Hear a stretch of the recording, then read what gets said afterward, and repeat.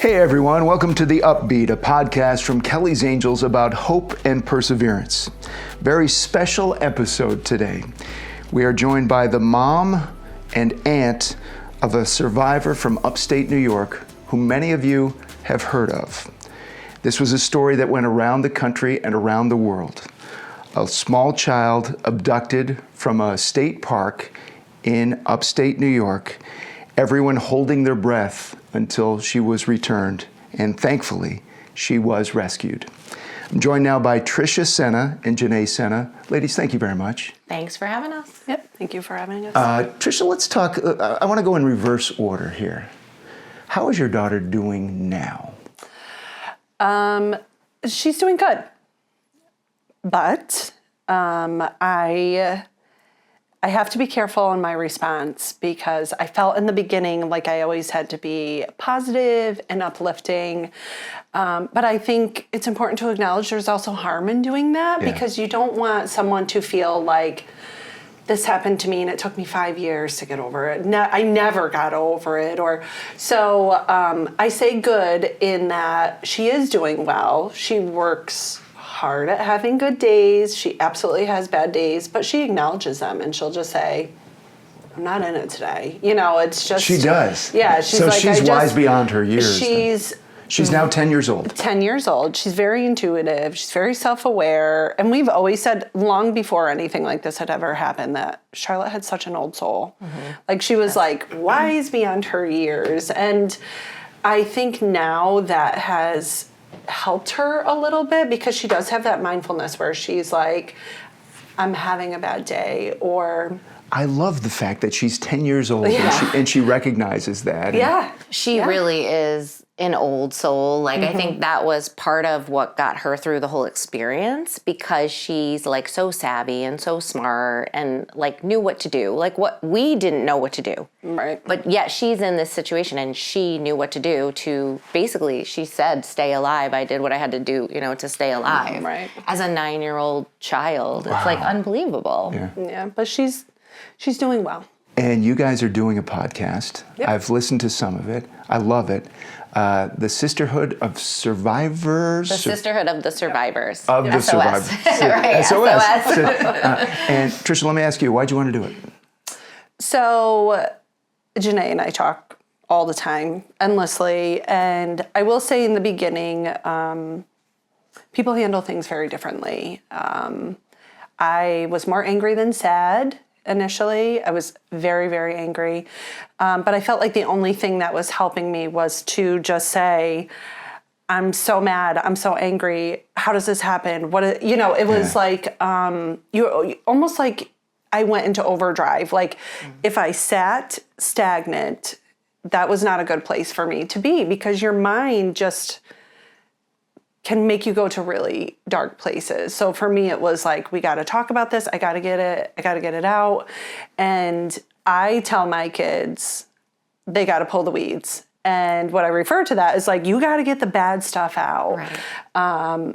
And just a little story about Charlotte, just how a big thinker she is. One day she said to me, I think I've been pulling more tulips than weeds lately. Yeah, it was like really cute. So like that was her way of acknowledging like maybe I'm focusing more on the negative than I am on the positive right now. So keep the good stuff. Don't pull the good stuff. Right. Don't pull the good stuff. You got to get the bad stuff out so the good stuff can grow. That's like the language we use in our house when we're talking about this type of situation or really any feelings for having a hard time in school or whatever. But Janae said, why don't we do a podcast? Like, we're talking about things that probably many people that have been in this situation are talking about, and hopefully and I felt like I was making a lot of progress through talking and like getting things off my chest and just working through how I was feeling. And like, some of it was frustration, some of it was crying, and some of it was like, we're burning it down and starting over because this is not right. Sure, right? Yeah. So that's how it started. She's been in the media forever, so she's like, why don't we do this? There are other people that feel this way. I had an epiphany. Because I was like, I think she said something like she was ready to be more like open or public about it. I think that was a conversation because up until that point, I had been doing all the media stuff on behalf of our family. It started with trying to get her picture out and her mannerisms and videos of her and explain her personality when she was missing. Then that morphed into after she came home, everyone wanted to hear from our family. So I was the spokesperson, but I was gradually kind of like pulling her in. Like, I think, if you're ready, they want to hear from you. It's up to you. Like, I was just feeling her out. And then we started working on legislation. So I immediately had reached out to Senator Tedesco's office, and because I knew that they had the camera legislation going on, and he's a state senator in upstate New York. In upstate New York, and the camera legislation was related to Charlotte's case, but he hadn't even contacted us about that. So I was like, let me see if we can help in any way. And then that turned into some of the things that we would like to see changed and drafting our own bill, which is called the Child Survivor Privacy Act. And then them saying, well, we need a co-sponsor for both the bills. And I'm very good friends with Angelo Santa Barbara, who's assemblyman in our area. So I contacted them and got them on board, which was great because it's essentially a bipartisan thing. In New York State, we have Democrats and we have Republicans who are in favor of, what we're talking about. Protecting children. Yeah, protecting children, basically. Go figure, right? Go figure. Protecting our children. Yeah, and so then that kind of got her really like revved up, I would say. Like, now she felt like she had a purpose with all this. And so then one day I was like, maybe we should just do a podcast and talk about it. And it was kind of more like letting people in on the conversations that we were having every day already. Like, we felt like we're talking about important things. Maybe it's time to just let other people in on them. And that turned into people contacting us with all sorts of things, like people that one woman, for example, I've known her for like 15 years, and she contacted me and said, I've never told anyone this, but I was abused as a kid and I was forced to keep it a secret. There was a lot of that happening. And she was getting the same messages. So we were getting all these messages from people. So then we're like, okay, we're on to something with this. Clearly. And it was, I just have to say, it was really overwhelmingly positive, even though it was like very difficult to hear and read. I will say the overwhelming response was, thank you for giving Charlotte a voice. I wish somebody listened to me. I wish somebody believed me. I wish I had the courage to tell my mom, or my dad or whomever. But I think it like gave me like a positive outlook on something so terrible, to think like, I'm taking our horrible situation and we're trying to help other people with it, even if it's them living vicariously through us. Like, I wish that I had the courage to say that. So that, even though it's heavy, it's powerful. Hard, that's powerful, though. I think about it at night. I still want to keep doing it because I feel like helping one person is moving the bar, right? And you are. That's what it's all about. So, How's Charlotte feel about you doing this? So I don't do anything without talking to Charlotte first. I've been like really clear about that. And there are some boundaries in place per Charlotte. Like everybody knows her name, but last name is off limits with her. And so I am respectful of that. And everybody has been respectful of that. But I always talk to her about it. How does she feel? Does she understand what we're doing? And, she had said, I think it's great that you and Janae are trying to help people that were in my situation. And maybe someday I'll do it. And then that turns into, maybe I'll be a therapist someday. Yeah. And I think I could write a book. Yeah. It just gets her wheels going. What a great little girl. You must be so proud of that. Yeah. She's amazing. I am. I want to be like Charlotte. Right. We want to be Charlotte when we grow up. And it's like passing the baton. We feel like we can pass the baton to her too, in a way. So it's like our advocacy, all the stuff we're doing, being involved with the Albany Ride for the Missing, the legislation, the media stuff that we're doing, and then eventually, hopefully, starting a nonprofit. That's something that is on our bucket list too. So then we can pass that to her and she can just take off and go, maybe 16 or 17 even, like soon. Right. I think she could.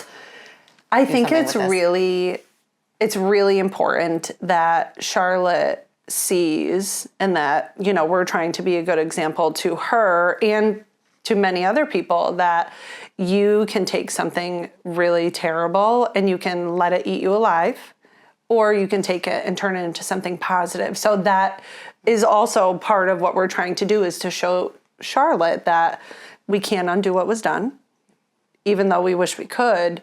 But now we're gonna take that sometimes very negative energy and we're going to turn it into something positive. And I hope that she sees what we are doing and that encourages her to continue to be brave, because she's already brave, but just continue to be brave. And, we say, I can do hard things. And so just keeping that momentum going, that this is not something that defines you and you can really do something really great in the world. I love that. And not to draw comparisons between grief, but that's kind of what Kelly's Angels is all about. This organization is all about. My children lost their mom when they were just 7 and 5. So instead of just wallowing in that, though you continue to grieve, can you create something from that which helps others? Yep. And that's exactly what you guys are doing, Exactly. on different circumstances. And I guess we should get into those circumstances a little bit, because I said I wanted to begin with where things are now. But it was a little over a year ago that this happened. And Janae, you mentioned the media. Yes. And for That was those who don't, overwhelming. Even for me, being in it for 25 years. And let's talk about why, because for those who don't know, and I can't imagine there are many people in the capital region of New York who don't know the story, but perhaps beyond that, because podcasts go everywhere, that this was the lead story on many network newscasts. In other countries. In other countries as well. Crazy. A 9-year-old girl riding her bicycle on a family trip in a state park is abducted by a stranger. Yes. Because we often hear, no, it's usually custodial, it's family. 75% of abductions are custodial. But this was bona fide terrifying. Correct. For every parent, every person in the world who has a heart. So that tore at the heartstrings of everyone around the world. So there was an intense focus, rightly so. Trisha, this is my first opportunity to talk to you face to face about that. What were those 47 hours where Charlotte was missing like? I can't even imagine you can fully put it into words, but what was it like? I've been asked this question a handful of times, and I haven't quite been able to give anybody an answer, because even now, I knew this question would be coming today, and I don't know how to articulate how it felt. It is, you feel crazy, you feel lost, Do you feel like you're outside yourself and it's not even happening to you and your family? I don't know. Maybe someday I'll have an answer. I really, truly don't know how to describe it. It's just, I couldn't talk to anybody. There was 50 people, family members there that all came, and it was like I just watched everybody from a distance. I just wandered along by myself. But it's like your mind plays tricks on you. So I'm afraid of the dark. I'm like an old lady afraid of the dark. I hate the dark. Always been that way or no? Always been that way my whole life. And you do things that like you would never picture yourself doing. Like I would at 3:00 in the morning, because I couldn't sleep, walk in the woods by myself, because I would think maybe you could find her or something. Right. Yeah. Maybe I'll hear her, because in my mind, I wanted her to be lost in the woods. And that sounds crazy, saying that. Like, I just want her to be lost in the woods. So I would walk around in the dark by myself, just wandering around, listening. I would because you're still at Morrow Lake State Park. Right? I'm still. I didn't. She had to stay there. Right. They were told they couldn't stay. leave the campsite by the police. You just, it's like the most irrational thoughts become rational in that moment. You know what I mean? Like you think I know she's not in the woods, but that's the only thing my mind would let me think at that point. It wasn't like, I was not willing to think that it was anything else at that point in time. So it was, thank you. So it was walking around in the dark, and I would like walk alone because I wanted to hear if people were making noise in their campsites. I mean, it's just now when I look back, I'm like, geez, that was probably a little invasive to the other campers because I would just be walking around like listening. I'm and sure like, they would have understood, however. no, and everybody there was knew. really wonderful. I mean, so if anything, they probably felt sad because I was just wandering around in the dark. But that's really just what I was hoping, is that she was lost in the woods and that we were going to find her. And it was, and then eventually it set in, like the dogs were not picking up any scent.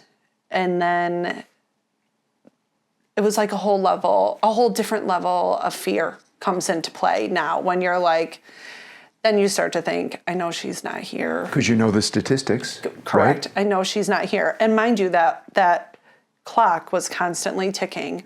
We're at 27 hours. We're over a day. We're at 30 hours. We're approaching 2 days.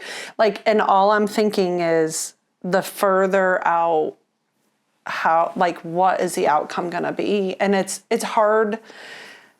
I was positive. I tried to stay positive, but you can't, your mind plays tricks Sure. on you. Yeah. It really does. And I talked to Charlotte a lot, and that while helped she me. was missing. While she was, Yep. I would talk to her all the time. And that helped me, because you feel like, moms have a bond with their children, and that was helping me. Was I know she can hear me. I know she's going to be okay. And I kept telling her, hang on, we're looking, hang on, just over and over. And she did. Mm-hmm. Yeah. Kelly's Angels is grateful to have the generous support of businesses like Hoffman Car Wash, a family-owned and operated business that has been serving the Albany, New York area for close to 60 years. Hoffman Car Wash offers a variety of car wash services, including exterior washes, interior cleans, and detailing. Learn more at hoffmancarwash.com. The Sunmark Charitable Community Foundation that has expanded Sunmark Credit Union's abilities to support local charities. With zero administrative costs, 100% of every donation goes to helping those who need it. Learn more at sunmarkfcu.org/foundation. The Niemer Motor Group, a family-owned car dealership that has been serving New York's capital region for more than 50 years. They have 4 locations that sell Volkswagen, Ford, Chrysler, Jeep, Dodge, and Ram vehicles. Learn more at niemermotorgroup.com. Now back to my dad's interview on the Upbeat podcast. Can you take me back to that time when you got the word? I can tell you where I was. I was outside Moreau Lake State Park as a reporter, and I was in touch with some law enforcement sources, and they had let me know.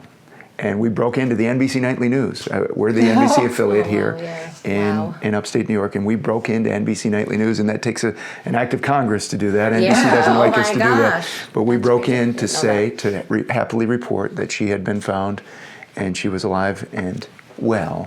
So that was, I've been in broadcasting for 35 years, and that was the single most gratifying time of my career, to be able to break in and tell the world, because I think we had that news exclusively at that time, that Charlotte had been found. What was it like for you to get that news? Probably just a few minutes before that. Actually, it was exactly a few minutes before that, because I saw the car racing out of the state park. Yes. So can I just tell? Yes. Because I don't know why I think that this part was so funny, but we were at a weird point where it was getting dark at the second night. And I had decided that I was going to go home and talk to my son, my youngest, who's 8 years old, who we believed at this point could essentially telepathically communicate with Charlotte, because they are the two. They're very close. They're really close. Out of the 7 grandkids, Kindred spirits. Kindred They spirits. are. That's the best way to put it. Or birds of a feather. Yes. That's what I said. They're the weird ones. The other kids are tossing footballs around or spraying each other with a hose, and they're off looking at frogs and stuff like that, So they were the ones. So I was I'm going to go home and talk to Callan, and that was the decision we made. So my car's running, and then for some reason I get back out and I'm talking to Trisha, and she said, you know what? I feel like she's coming home today. And I was like, really? Like almost like a mother's intuition. I still get goosebumps, yeah. Almost like the only person I think that I ever told this story to too was Brian Cody and oh my God, I'm blanking on her name. Chrissy. And they loved the story, but it was like the just weirdest act, I think, of mother's intuition. And I was like, okay, I can get on board with that, you know? And so she hadn't eaten for I was like trying to kind of take care of her, like check in on her, whatever. I was like being like a mom almost the whole time I'm there. And I finally got her to go over to the table of food that, you know, people so graciously donated. A sorority sister of mine brought dinner every night.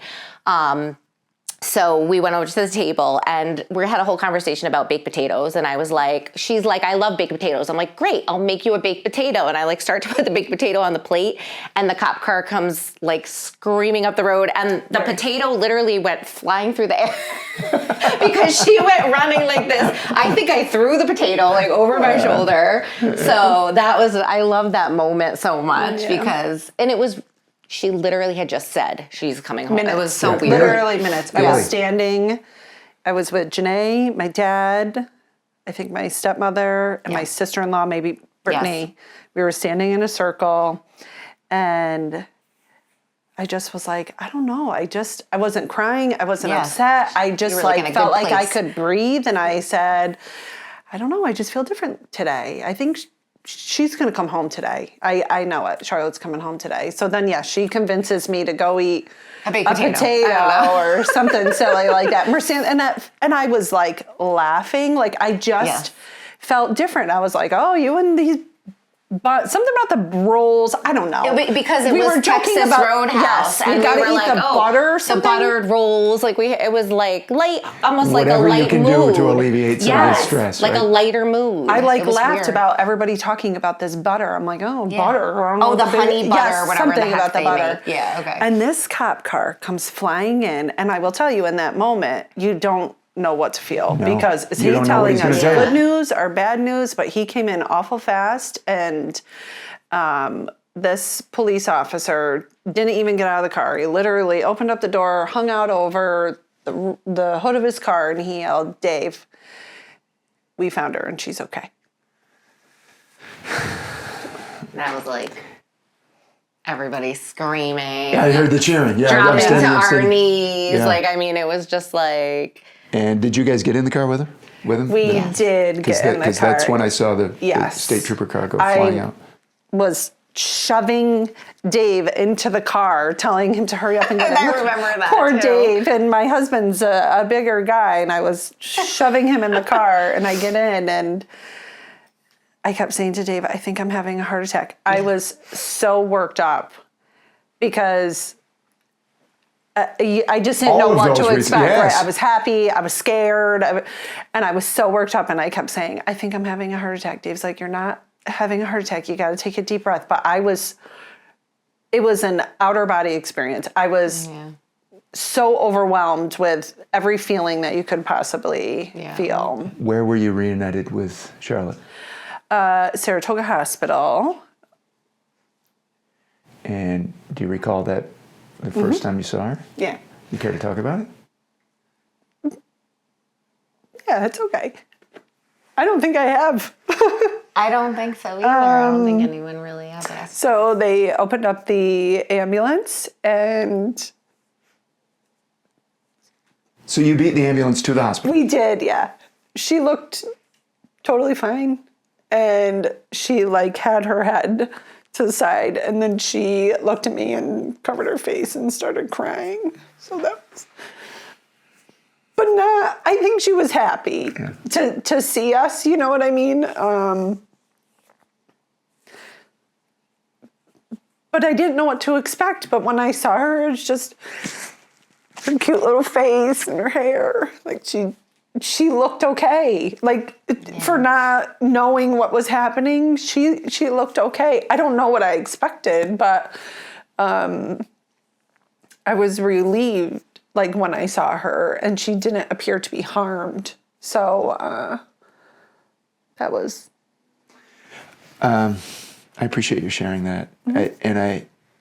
And I'm also sensitive to the fact that she was harmed. Beyond the trauma of being abducted, she was harmed. And personally, I've gone out of my way to not go into that because I think it can only cause more harm.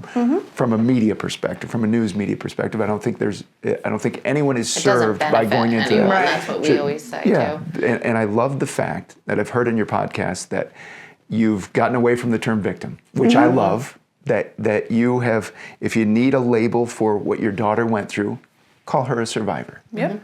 And why is that important for you, Trisha? When I hear the word victim, it's so defeating and it's so final, right? Like you're the victim of something and this was the end.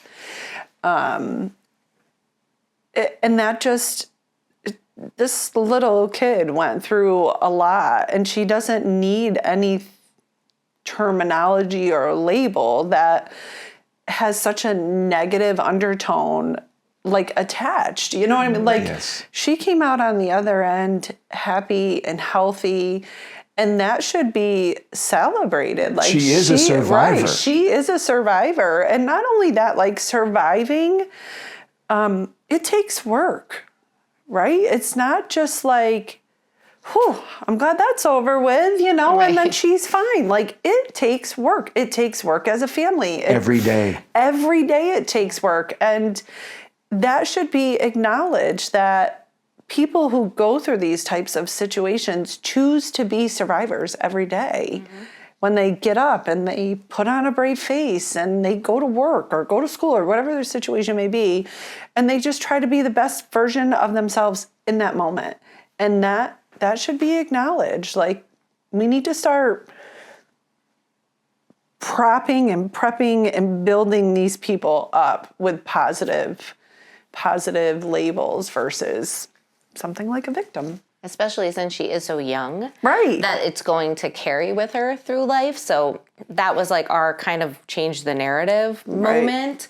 And especially me being a journalist and knowing that is possible through the power of the media, which is so vast now. It's not just like when we used not in the just old days. traditional media. Yeah. No. Right. So we even went as far as to get headlines changed, like the New York Daily News. We had them redacting stuff. Just a month ago, not even a month ago, the headline said, you knew who they were talking about. Yeah. I can't. It was the Times Union, and they had referenced in the headline as a victim. And we emailed or text Christy, and I said, "Can you please change this?" And I know it may seem, and in the article, she was referred to as a survivor. But it's.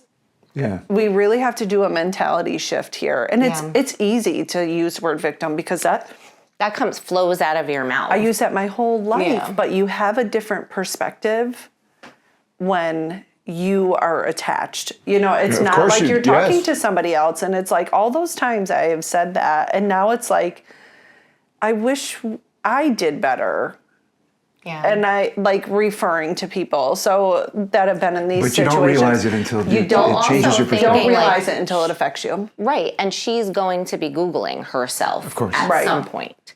I don't know, maybe even already. So we were thinking, what do we want her to find when she Googles herself? Right. Do we want to see 9-year-old victim of so-and-so? So like we've been setting rules and boundaries when we talk to people, when we do interviews, and we're like, this is like, we're steering it for her in the future so that she can move on in a positive way. And we had the opportunity to work with and meet Elizabeth Smart. And I have looked at her almost like a mentor for Charlotte from the beginning because she does such amazing advocacy work. She's married, she has kids, she has like a happy life. She's the perfect She's a survivor. Survivor example for Charlotte. So when we had the opportunity to meet her and stuff like that, and the way she talks candidly, and the way what happened to her didn't define her, and the way that she, you know, she had to testify, she had all these like horrible things she had to go through, and her case was botched and stuff. So thankfully we didn't have to go through that. But that's the future, I feel like, what I see for Charlotte and what I always have seen for her. So I think it's us like working tirelessly basically to set her up for this future that we know, this wonderful future, like this happened to her for a reason. Not that this should ever happen to anyone, but it did. So I think now she's been given this like greater purpose, and she's gonna reach a lot of people. Mm-hmm. She really is. Like I'm predicting the future. You guys are the perfect guests for this, because as I said, this is a podcast about hope and perseverance. Yeah, that's and great. You did can that there too. be more hope and perseverance? Charlotte and you all have had to persevere here, and you're providing hope not just to her, but to others who listen, to others who are familiar with the story. I do need to share one other personal story as it relates to the time of the arrest of the man who abducted her. He was in jail, and I was in communication with law enforcement in Saratoga County and the prosecutors in Saratoga County, and it was relayed to me some of the crimes that were committed against Charlotte. Mm-hmm. So I, as a parent and as someone who will advocate on behalf of children every day, I went to our news director and I said that there's going to be an indictment, and there are going to be some crimes in addition to kidnapping here. I said, I don't want to identify them. He said, what do you mean? The whole world's going to identify them. Everybody followed this case. Right. I said, well, we don't have to. Right. I said, let's be people first. Yeah. Mm-hmm. Yeah. And then we can tell the story without having to provide the gory details of the horrible things that a little girl had to endure. So there was pushback, and we decided ultimately that we can tell the story without going into doing more harm. So I just wanted to let you know that, because that was something that I felt strongly about. Thank you for spending time with us here on The Upbeat. And next time, in part 2 of our conversation with Trisha and Trisha Sena, we're going to talk about how they're turning that awful, terrible situation into helping others. We'll hope you'll join us next time on the Upbeat podcast from Kelly's Angels. I'm Mark Mulholland. Until next time, stay on The Upbeat. If you enjoy The Upbeat, please subscribe and leave us a review wherever you listen to podcasts. If you have topics you'd like us to cover on The Upbeat, please send your ideas to theupbeatpod@gmail.com. We'd love to hear from you. On behalf of the volunteer board of Kelly's Angels and the families we help who are facing life-threatening conditions, thank you for listening to The Upbeat. Nice job, McKenna Rose. Thanks, Dad. You too.